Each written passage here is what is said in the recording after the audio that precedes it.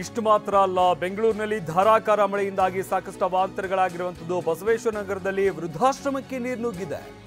ಮಳೆ ನೀರನ್ನ ಹೊರಹಾಕೋದಕ್ಕೆ ಸಿಬ್ಬಂದಿ ಹರಸಾಹಸ ಪಟ್ಟಿದ್ದಾರೆ. 15ಕ್ಕೂ ಅಧಿಕ ವೃದ್ಧರಿಗೆ ಆಶ್ರಮದಲ್ಲಿ ಆಶ್ರಯವನ್ನು ನೀಡಲಾಗಿದೆ. ಆ ವೃದ್ಧಾಶ್ರಮಕ್ಕೂ ಕೂಡ ನೀರು ನುಗ್ಗಿದೆ. ಸಮಸ್ಯೆ ಹೇಳಿದ್ರೂ ಕ್ರಮ ಕೈಗೊಳ್ಳದ ಅಧಿಕಾರಿಗಳು, ಜನಪ್ರತಿನಿಧಿಗಳ ವಿರುದ್ಧ ಭಾರಿ ಆಕ್ರೋಶ ವ್ಯಕ್ತವಾಗ್ತಾ ಇದೆ. ಸಾರ್ವಜನಿಕ ಸ್ಥಳಗಳಲ್ಲಿ ಏನೆಲ್ಲ ಅವಾಂತರಗಳಾಗಿದೆ ಅನ್ನೋದನ್ನು ನಾವು ಗಮನಿಸ್ತಾ ಇದ್ದೀವಿ. ಬಟ್ ಇದು ವೃದ್ಧಾಶ್ರಮ, ಇಲ್ಲಿಗೂ ಕೂಡ ಮಳೆ ನೀರು ನುಗ್ಗಿರುವಂಥದ್ದು ಗಮನಿಸ್ತಾ ಇದ್ದೀವಿ. ಅಲ್ಲಿರುವಂಥ ವೃದ್ಧರೇ ಆ ನೀರನ್ನು ಹೊರಹಾಕ್ತಾ ಇರುವಂಥ ದೃಶ್ಯಾವಳಿಗಳನ್ನು. ಬಸವೇಶ್ವರ ನಗರದಲ್ಲಿರುವಂಥ ವೃದ್ಧಾಶ್ರಮಕ್ಕೆ ನೀರು ನುಗ್ಗಿದೆ. ಮಳೆ ನೀರನ್ನು ಹೊರಹಾಕೋದಕ್ಕೆ ಅಲ್ಲಿನ ಸಿಬ್ಬಂದಿ ಹರಸಾಹಸ ಪಟ್ಟಿದ್ದಾರೆ. ಇದರ ಜೊತೆಗೆ ಅಲ್ಲಿರುವಂಥ ವೃದ್ಧರು ಕೂಡ ಅವ್ರ ಜೊತೆಗೆ ಕೈ ಜೋಡಿಸಿರುವಂಥದ್ದನ್ನು ಗಮನಿಸ್ಬೋದಾಗುತ್ತೆ. 15ಕ್ಕೂ ಅಧಿಕ ವೃದ್ಧರಿಗೆ ಆಶ್ರಮದಲ್ಲಿ ಆಶ್ರಯವನ್ನು ನೀಡಲಾಗಿದೆ. ಅಂತಹ ಒಂದು ವೃದ್ಧಾಶ್ರಮಕ್ಕೆ ಈಗ ನೀರು ನುಗ್ಗಿರುವಂಥದ್ದು. ಬಟ್ ಅಧಿಕಾರಿಗಳಿಗೆ ಹೇಳಿದ್ರೆ ಏನು ಕ್ರಮ ತೆಗೆದುಕೊಳ್ತಾ ಇಲ್ವಂತೆ.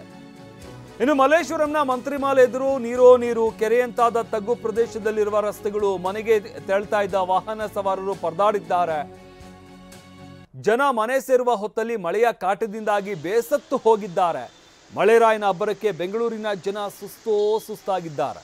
ಅದರಲ್ಲೂ ಕೂಡ ಸಂಜೆ ಸಮಯದಲ್ಲಿ ಶುರುವಾದಂಥ ಮಳೆ ಇದು. ಆಲ್ಮೋಸ್ಟ್ ಎಲ್ಲರೂ ಕೂಡ ಕೆಲಸ ಮುಗಿಸ್ಕೊಂಡು ಮನೆಗೆ ಹೋಗಬೇಕಾದಂತಹ ಸಮಯ. ಇನ್ನೇನು ಮಳೆ ನಿಲ್ಲುತ್ತೆ ಅಂತ ಸಾಕಷ್ಟು ಜನ ಕಾಯ್ಕೊಂಡು ನಿಂತಿರ್ತಾರೆ. ಆದರೆ ನಿರಂತರವಾಗಿ ಮಳೆಯಾಗಿದೆ. ಸುಮಾರು 10 ಗಂಟೆವರೆಗೂ ಕೂಡ ಮಳೆಯಾಗಿದೆ. ಇದರಿಂದಾಗಿ ಮನೆಗಳಿಗೆ ಹೋಗೋದಕ್ಕೂ ಸಾಧ್ಯವಾಗಿಲ್ಲ. ಮನೆಗೆ ಹೋಗಬೇಕು ಅಂತಂದರೆ ಮಳೆ ನೆನೆಯೋದು ಒಂದು ಕಡೆಗೆ, ಆದರೆ ರಸ್ತೆಗಳೆಲ್ಲವೂ ಕೂಡ ಜಲಾವೃತವಾಗಿದ್ದಾವೆ. ಪರದಾಡ್ಕೊಂಡು ಹೋಗಬೇಕು. ಇನ್ನು ಬೆಂಗಳೂರಿನ ಎಲೆಕ್ಟ್ರಾನಿಕ್ ಸಿಟಿಯಲ್ಲೂ ಕೂಡ ಭಾರಿ ಮಳೆಯಾಗಿದೆ. ಎಲೆಕ್ಟ್ರಾನಿಕ್ ಸಿಟಿ ಹೆದ್ದಾರಿ ಸಂಪೂರ್ಣ ಜಲಾವೃತವಾಗಿದೆ. ರಸ್ತೆಯ ಮಧ್ಯೆ ನೀರಲ್ಲಿ ಸಿಲುಕಿ ಕಾರು ಪರದಾಡದಂಥ ಒಂದು ದೃಶ್ಯಾವಳಿಗಳು ಕೂಡ ಕಂಡು ಬಂತು. ಅಂದರೆ ಇಲ್ಲಿ ಗಮನಿಸ್ತಾ ಇದ್ದೀವಿ ನೋಡಿ, ಆ ದೃಶ್ಯಾವಳಿಗಳಲ್ಲಿ ಯಾವ ರೀತಿಯಾಗಿ ಆಲ್ಮೋಸ್ಟ್ ಕಾರು ಮುಳುಗಡೆಯಾಗೋಗಿದೆ. ಬೆಂಗಳೂರು ಹೊಸೂರು ಹೆದ್ದಾರಿ ಇದು. ಮಳೆಯಿಂದ ಅರ್ಧ ಕಿಲೋಮೀಟರ್ ರಸ್ತೆ ಜಲಾವೃತವಾಗಿದೆ. ಹೆದ್ದಾರಿ ಪ್ರಾಧಿಕಾರದ ನಿರ್ಲಕ್ಷ್ಯಕ್ಕೆ ಸವಾರರು ಆಕ್ರೋಶವನ್ನು ವ್ಯಕ್ತಪಡಿಸಿದ್ದಾರೆ. ರಸ್ತೆಯಲ್ಲಿ ಕಿಲೋಮೀಟರ್ ಗಟ್ಟಲೆ ಟ್ರಾಫಿಕ್ ಜಾಮ್ ಆಗಿದೆ. ಮೊದಲೇ ಈ ರಸ್ತೆ ಟ್ರಾಫಿಕ್ ಜಾಮ್ ಆಗ್ತಾ ಇರುತ್ತೆ. ಅಂಥದ್ರಲ್ಲಿ ಈಗ ಇಲ್ಲಿ ಗಮನಿಸ್ತಾ ಇದ್ದೀವಿ ಎಷ್ಟು ಪ್ರಮಾಣದಲ್ಲಿ ಅಲ್ಲಿ ನೀರು ನಿಂತಿದೆ ಅಂತ ಗಮನಿಸ್ತಾ ಇದ್ದೀವಿ. ಆ ಕಾರ್ ನೋಡಿದ್ರೆ ಗೊತ್ತಾಗುತ್ತೆ, ಸಂಪೂರ್ಣವಾಗಿ ಕಾರ್ ಜಲಾವೃತವಾಗಿದೆ, ಮುಳುಗೋಗಿದೆ ಅದು ಆ ನೀರಿನಲ್ಲಿ. ಇದರಿಂದಾಗಿ ಕಿಲೋಮೀಟರ್ಗಳ ಗಟ್ಟಲೆ ವಾಹನಗಳು ನಿಂತಲ್ಲೇ ನಿಂತಿರುವಂಥದ್ದು. ಟ್ರಾಫಿಕ್ ಜಾಮ್ ಉಂಟಾಗಿದೆ. ಇನ್ನು ಯಲಹಂಕದಲ್ಲಿ ಅಪಾರ್ಟ್ಮೆಂಟ್ ನಿವಾಸಿಗಳಿಗೆ ಮಳೆ ಶಾಕ್ ಕೊಟ್ಟಿದೆ. ಕೇಂದ್ರೀಯ ವಿಹಾರ ಅಪಾರ್ಟ್ಮೆಂಟ್ಗೆ ಮಳೆ ನೀರು ನುಗ್ಗಿದೆ. ನೆಲಮಹಡಿಯಲ್ಲಿದ್ದ ಬೈಕ್, ಕಾರುಗಳು ಮುಳುಗಡೆಯಾಗಿದ್ದಾವೆ. ಅಪಾರ್ಟ್ಮೆಂಟ್ ಆವರಣದಲ್ಲಿ ಸಂಗ್ರಹವಾದ ಅಪಾರ ಪ್ರಮಾಣದ ನೀರು. ಆಲ್ಮೋಸ್ಟ್ ತಗ್ಗು ಪ್ರದೇಶಗಳಿಗೆ ನೀರು ನುಗ್ತಾ ಇರುವಂಥದ್ದನ್ನ ಗಮನಿಸ್ತಾ ಇದ್ದೀವಿ. ಅತಿ ಹೆಚ್ಚು ಅಂತಂದ್ರೆ ಯಲಹಂಕ ಭಾಗದಲ್ಲಿ, ಯಾಕಂತಂದ್ರೆ ಅತಿ ಹೆಚ್ಚು ರಾಜಕಾಲುವೆಗಳು, ಕೆರೆಗಳು ಇವೆಲ್ಲವೂ ಕೂಡ ಇಲ್ಲಿ ಕಬಳಿಸಿರುವಂಥದ್ದು ಯಲಹಂಕದಲ್ಲಿ ಹೆಚ್ಚಿನದಾಗಿದೆ. ಇದರಿಂದಾಗಿ ಯಲಹಂಕದಲ್ಲಿ ಸಾಕಷ್ಟು ಕಡೆ ಈ ರೀತಿಯಾಗಿ ಮನೆಗಳಿಗೆ ನೀರು ನುಗ್ತಾ ಇದೆ, ಅಪಾರ್ಟ್ಮೆಂಟ್ಗಳಿಗೆ ನೀರು ನುಗ್ತಾ ಇದೆ. ನಿವಾಸಿಗಳು ಪರದಾಡ್ತಾ ಇದ್ದಾರೆ.